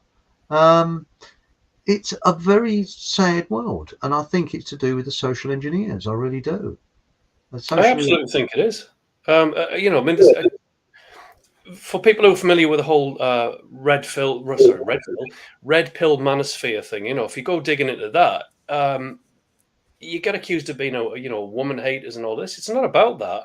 It's about identifying that there's a problem, and then instead of just blaming the opposite sex and saying, well, it's all your fault, you're all responsible, because no, it's not. Take yourself above that and say, well, why is this the case? And you're right, it's social engineering. It doesn't mean that we have to play by their rules, but unfortunately, you've got all these zombies walking around on their mobile phones. They're in it by default. And so long as they keep doing that, then they're going to keep falling for the social engineers' plans. Well, that's right. That's right. I mean, I haven't had a television. I haven't looked at a television for about 13, 14 years. And I got rid of it because I got fed up with channel hopping. But I realised then, because there's just nothing worth watching. It's just crap then. And I think it's even more crap now. It's just more crap, isn't it? It's you can't get away from the crap. It's like all these streaming services as well. I mean, you spend more time looking for a film than you do actually watching them. Well, that's right. Well, we've got some very interesting comments in chat. Yeah, I'd love to know some of the comments, actually. This is... Ancient Ruby has made a very good point. If you lined up 10 attractive women, the youngest usually wins, with the disabled last or not picked.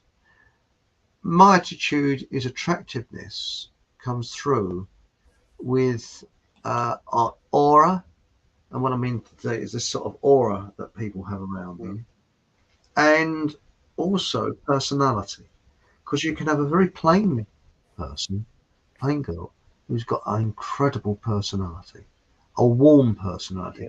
That's what I look for. It's not so much looks, it's a warm personality. And sadly, there's very few people who's got a warm personality now. Very few.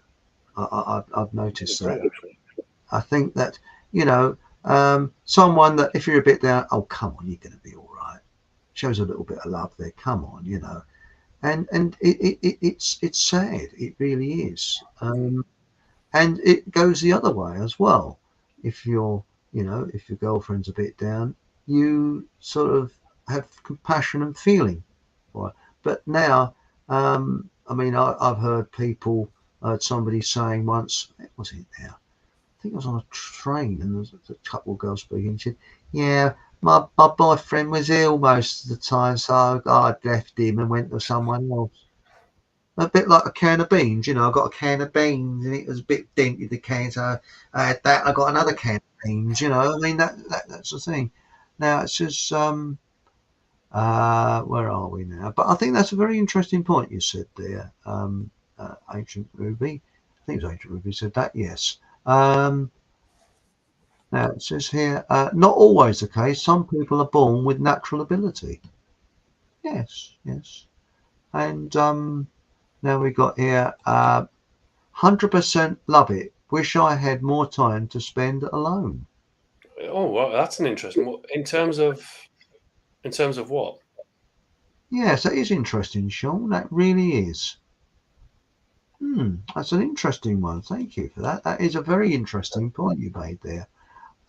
Strange thing is that I don't know whether you like this, but I don't mind being on my own. It's a very odd thing. I can do a lot of things on me. It doesn't really bother me. I can go to a cafe, a restaurant. Well, not a restaurant. I go to a cafe on my own and sit there. I'm sort of in on my own. So. Mind you, I'm walking around the building most of the time, so it doesn't really matter. But But there are some areas, though, that you find that incredibly lonely. I mean, I was going cycling in the summer, and I stopped in the middle of the Lee Valley, and not a soul around. It was beautiful, birds singing, and I thought, wow, if anything happened to me now, nobody would know me. I thought, bloody hell. But no, it's horrible. Sometimes it's a double-edged sword. Sometimes the peace and quiet of being alone is good at the right time. Right. It's at the wrong time, then that is the thing, you know. And sometimes I think you can get too used to being on your own. That's the thing. You get into the habit of being alone, and you become a bit grumpy, you know. It's cynical misanthrope like myself would definitely agree with that. It's a bit like, you know, these blokes, where was it, in Beirut, that were padlocked or handcuffed to the radiators. Well, one bloke went a bit loopy, and he said, well, I quite enjoy this. He said, you know, I've got time to contemplate and that. And he went a bit, because he got so used to being handcuffed to the radiators, he missed it when they weren't handcuffed to the radiators. You know, so you can get used to your own sort of misery in many ways. Misery loves company. Yes. I know it's going opposite of what you're saying there, but yeah. I don't want to find out if I better not read the rest of this. If that MC, that is why I'm now a Jedi monk. Are you really? This is another one, isn't it? Oh crumbs! You better be careful what we say here. Someone's had the Divok 91 Divok. Yes, you got to avoid them like the because they shed the 91 Divok. You know. I don't know anybody who can definitively answer this, because if what we're thinking specifically here is correct, our options have diminished to almost impossible levels. Because if you look at the percentage of, let's say, Divok contaminated, yes. God, that sounds horrible, doesn't it? You know, is there any science that actually proves that they are? Look, shedding's definitely a thing. We know that. You're talking about garden sheds, of course. Yeah, absolutely. Yes. But what else is transmitted?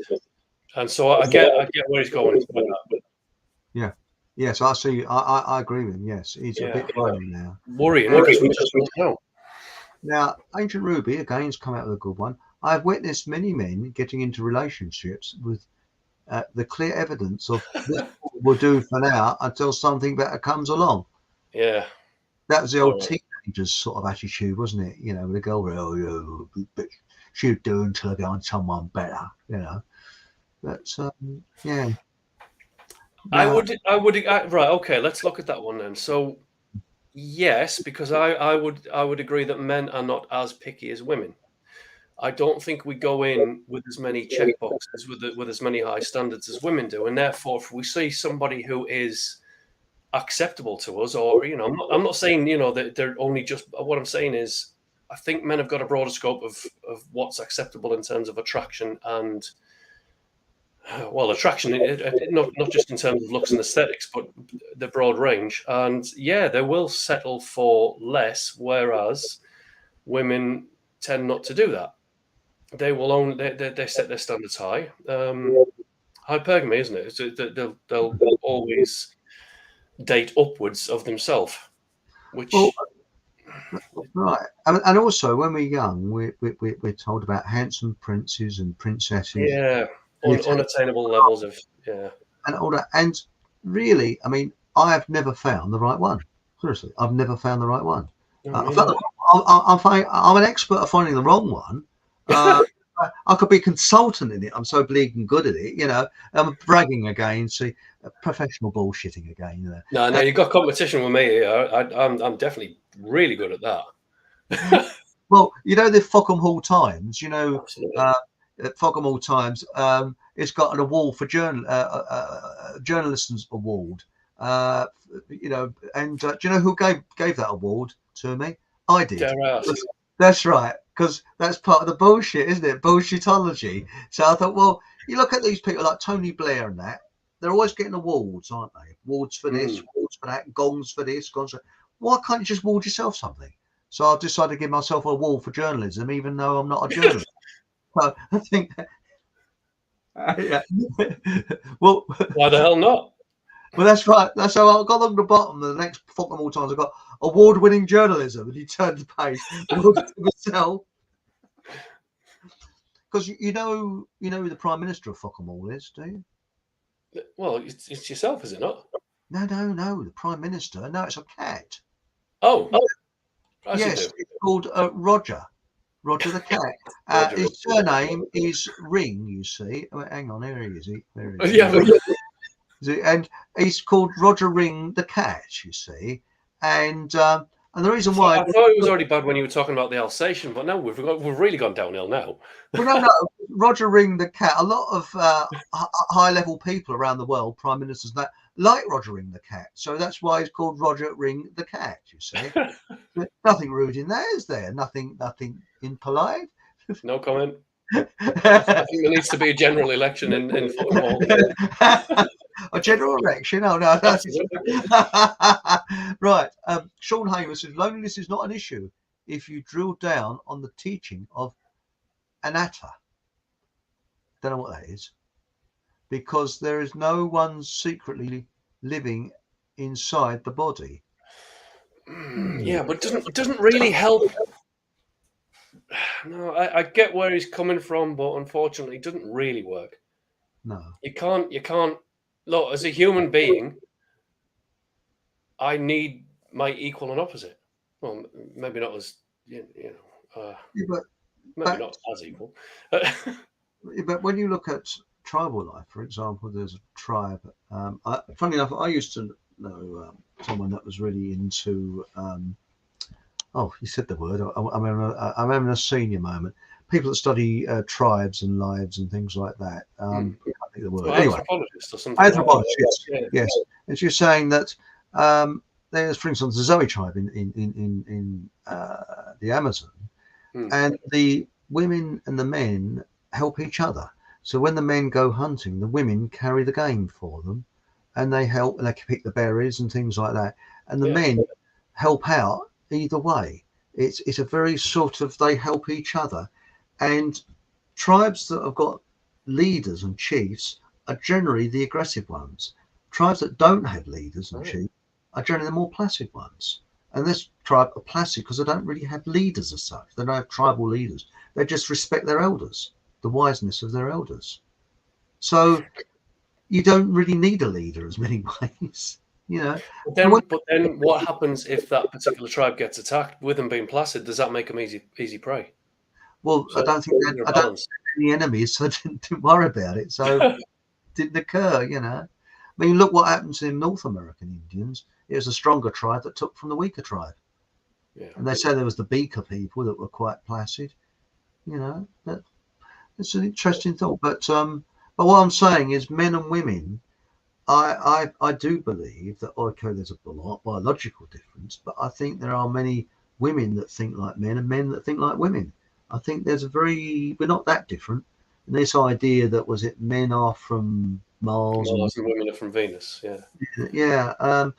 I mean, Professor Moss wrote a book. What was it? Men see straight. I think I might have got this wrong with the title. Is Men see straight lines and women see polka dots, and women can see colour better than men, much better. And really? Yeah, well, a perfect example of this is that I've got this sort of box out in front of my front garden with plants in it, and painted I don't like plastic, so I painted the plastic what I thought was terracotta to save the ultraviolet rays. I said, why have you painted your plastic plant pots pink? Now, to my neighbour, she saw pink. I saw terracotta, because men are slightly colourblind. We can't help it. That's why in Kodak, when they did all the old developing of films, they only employed women, because I think women have something like, I don't know the exact figure, but I'm making this up now because I can't remember. Something like 50%, men have 50% colour awareness, where women have something like 160. It's a phenomenal difference. Right. Women see colour far more than men. We'd see different shades, you know. But I wouldn't have known that. Wouldn't have. No. Right. Now, Now it says here. Oh, hang on a minute. I've jumped. Here we are. I suppose I'm referencing those who cannot cope with isolation. Many can. And H. Ruby says, I have a warm personality and proud of it. I'm a miserable bastard. I'm proud of it. So there we go. Miserable sod. I get I get what the old gets. Yeah, go on, kick them all the way down. Yeah, that's right. Get them there. Like that. Hello, darling. Do you fancy, mate? So, is it? Do you think before you give a kiss a woman, do you think going like that is a bit off-putting? I just don't know. You see, you've got to learn these things. Might be a little bit. Hello. That's definitely not going to work, is it? So Les Patterson, do you remember cultural attaché to Australia? The primary distortion and root of all ignorance is belief in a non-existent separate self. Very interesting. Let me read that again. The primary distortion and root of all ignorance is belief in a non-existent. Yes, I agree with you. I can see it. Because when I was a kid, the boys tried to take off Steve McQueen, but it wasn't there. Yeah. So, hi ladies, I'm cool, you know. Right, okay. Yeah, I think that. Well, the one bit specifically that stands out about that is the belief bit. Because I always say that if you believe something, you don't know it. So I hate any kind of belief system. Because a belief system is ignorance itself. If you believe something, you don't know it. Therefore, you're choosing to accept something that you know nothing about as fact simply because you like the sound of it. I agree with you. So to me, the original sin is ignorance. Yes. And religion it is a way of controlling people. Yes, absolutely. Because, I mean, I believe there's an energy, but what that energy is, I haven't got the foggiest idea. But I respect it, but I don't know what it is. And then some bloke walking around with a collar back to front doesn't know either. But there's quite a bit of the old brick folding stuff doing it. It's part of the control. That's right. So. Yeah. And remember, the Lord helps those who help themselves, but the Lord help those who catch bloody well helping themselves. Sorry. Right. Some people just can't be alone, I suppose. Yeah. But again, this is everyone's different. Again, I know some people who are very happy in that state of being. It doesn't bother them at all. They're just quite happy there. And then others, they get quite possessive, very depressed. If they find themselves alone, it sends them down a spiral of despair. And so I think there's two extremes that you could go down. Yeah, but I agree with you. But as I said earlier, I feel far better now, giving up all hope. So I'm quite happy now because I think, oh well, you know, so someone comes along, nice lady comes along, says, hello, you know, hello. Well, a little secret. I got told off by our friend John and his lovely girl because I just said, look, I'm choosing not to give up. I'm choosing to walk away. But I haven't really. I just sometimes think it would be easier if we just thought, right, okay, sod it. Sod it. Because quite honestly, I think that if you chase something, you actively it runs away. Yeah. But if you just sort of calm, it's surprising. And I look at this is something for another show. Did you know how you can try and plan thought by thought, changing the situation? Because like attracts like. And if you think negativity, because I've always had this belief, there's somebody out there. But the thing is, if you actively chase, as I said, any twit can go and find someone, finding the right person. And I was accused when I was a bit younger of being too choosy. Wrong. I have a right to be choosy, and I think everybody has a right to be choosy. Yeah, actually, so do I. I agree with that absolutely. You know, I mean, when you look at the absolute time wasters and ding dongs out there. I mean, you know, when you've only got to look what is put forward on are supposed to be celebrities. I mean, would you want to date any of those people? No, Oh, no, they're all psychopathic and mentally ill. precisely. I mean, Britney Spears is very nice to look at. Could I date her? No. It's like Bengal tigers. Dave Starbuck, Starbuck. So he said, "I love Bengal tigers, but I wouldn't want to have one in my house." Absolutely. Yeah. Now it says here, Sean Harris said, 1 in 10 million may comprehend this profound insight, maybe not.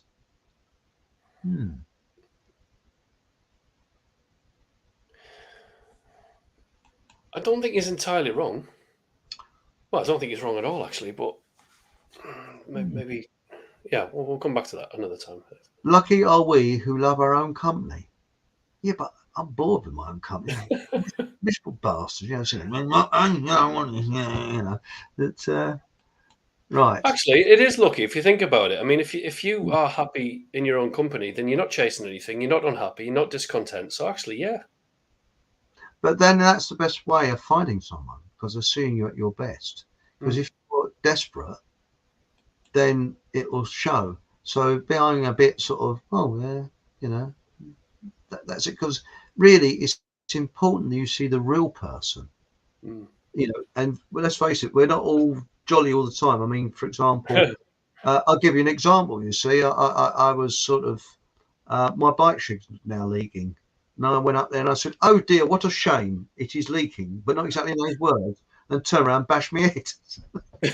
With bike pedals. But talking about being cool, I'll tell you a cool incident that happened with me. You see, when I was a kid, I wasn't allowed to have a bike, and my parents thought they were too dangerous. So I love bikes now. I like driving cars and cycling. They're my two passions in life. You see, and design and making things and building things, and that's another in life. That's the main one, I think. And I bought myself. I got a racing bike, so I thought, nice sunny day. Hi, put the cool specs on. I do not wear Lurex. I wear cool jeans and cool t-shirts. You know, I thought, hey, cool.